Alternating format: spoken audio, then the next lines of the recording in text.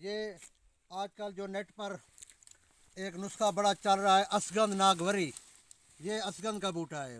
وہ ناگور انڈیا سے اسگند آتی ہے، حالانکہ ہر علاقے میں اللہ پاک نے بوٹیاں پیدا کی ہیں۔ چونکہ ناگور انڈیا میں تھا تو اس وقت پاکستان اور ہندوستان اکٹھے تھے، تو وہ انڈیا نہیں شمار ہوتا تھا، ناگور کا بھی تھا اور باقی بھی ہندوستان میں ہوتا تھا۔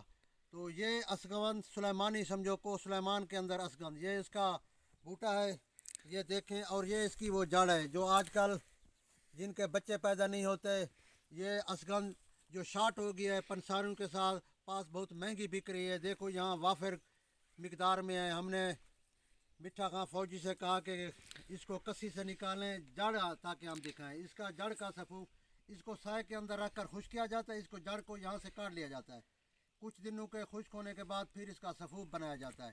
جن عورتوں کے بچے پیدا نہیں ہوتے وہ اس کو استعمال کرتی ہیں۔ بچے دینا تو اللہ کا کام ہے، علاج سنت ہے، پھر بھی یہ فائدہ ہوتا ہے، کافی خواتین اس کو استعمال کر رہے ہیں۔ ویسے بھی اس کے بہت سارے فوائد ہیں اسگند کے، کمر درد، کمزوری، جسمانی درد کے لیے بھی آپ اسگند کا جو ہے نا سفوف استعمال کر سکتے ہیں۔ یہ اسگند کا پودا ہے، یہ آپ دیکھیں سارا، وہ آپ کو جڑ دکھائی ہے۔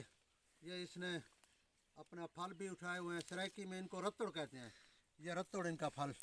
یہ ابھی تو چھوٹے ہیں، یہ جب سرخ ہو جاتے ہیں پکتے ہیں تو پھر سرخ رنگ کے ہوتے ہیں۔ یہ ہے اسگند سلیمانی، اسگند کو سلیمان کی